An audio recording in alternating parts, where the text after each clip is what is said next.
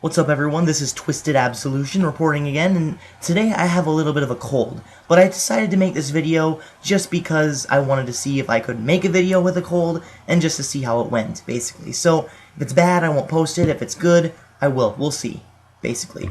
So, today I'm going to be talking about Star Wars Episode VII and Final Fantasy VII, a film and a video game, both the 7th iteration in their respective series, and why their quality will not exceed the hype. Now, Final Fantasy VII was released in 1997, another 7, and it was released on the PlayStation 1.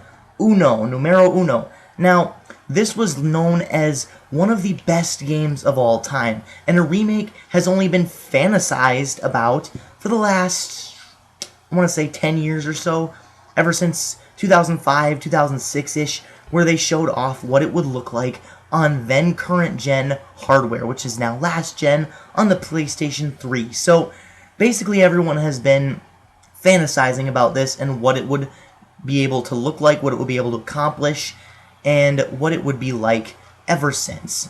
Now, Square Enix has repeatedly denied that they are ever going to be releasing a remake, in fact even going out of their way to say, we will never release a remake until we release a game that surpasses Final Fantasy VII. Well, they're releasing a remake.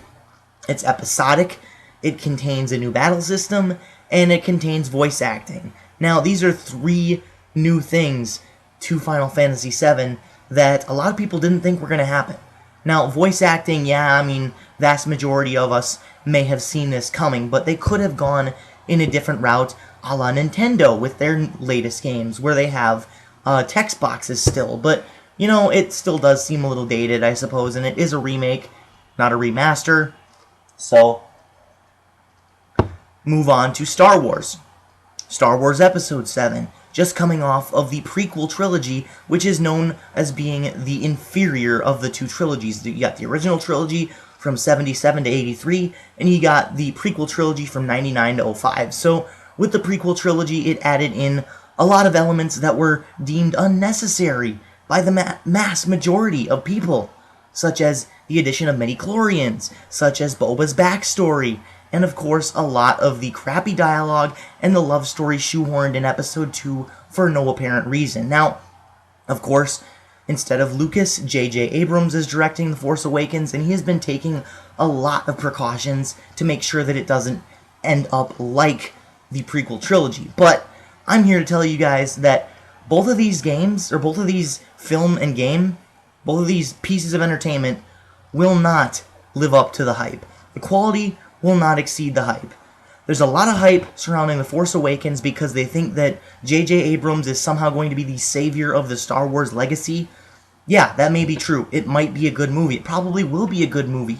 But will it be as good as what everyone is raising the bar up to be? No. There is no way. People hold up the original trilogy on this golden pedestal, much like they do with Final Fantasy VII on the PlayStation 1, up to unbelievable hype, unbelievable levels of pretty much the holy grail of film and gaming. With Star Wars, the original trilogy was pretty much, the prequel trilogy was put under this microscope to see how it would compare to the original trilogy. Of course they're going to point out all the flaws, but they pointed out a lot of minute details that would probably be overlooked if it was released back then as a follow-up to Return of the Jedi.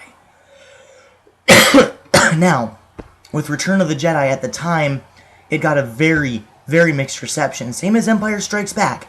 But now we have 3 classic films that cannot be touched.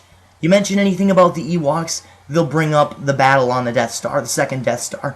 You mention anything about Cloud City and how it seemed to drag on a little bit, and they will mention Han Solo being frozen in carbonite.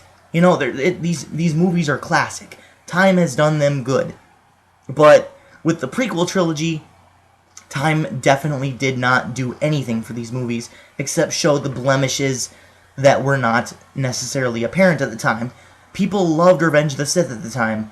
Now, people are lumping it in with the rest of the prequel trilogy, probably because they haven't seen it since. Yes, it does have its problems, but not as people are building it up to be. Now, with Star Wars The Force Awakens. It has the original actors, it has a very unique premise, and it has a new director. So people are very, very, very hopeful. But I feel like people are just raising the bar up to the point where it's unattainable. People cannot reach that goal, that benchmark, without making pretty much the perfect holy grail of films. But it's kind of the same thing with Final Fantasy VII, if you think about it. You know, the adventures of Cloud and Tifa and Barrett. Back then, they're adding in a whole bunch of new gaming elements, and they're adding a shit ton of new content. And of course, you know, keeping all the original content intact. That is a daunting task, especially while trying to add something new to something existing and not blemish what was already there to begin with. That's almost damn near impossible. Now, I have no doubt in my mind that both of these mediums will be good, will be of high quality, and will probably get the acclaim that it deserves. But the smallest little mistake will be put under a microscope, and people will complain about it. And that's why I really don't think that the quality will exceed the hype for these two mediums, for Star Wars Episode 7 and Final Fantasy 7. Now, I could go into even greater detail about the inner workings of why this won't work for Final Fantasy 7 and why replacing the battle system is probably not such a good idea, but that's not what this is about. That's not what this is about. This is just about my general thoughts on whether or not Star Wars 7 and Final Fantasy 7 will be as good as what people think they will be. And personally, I don't really think so.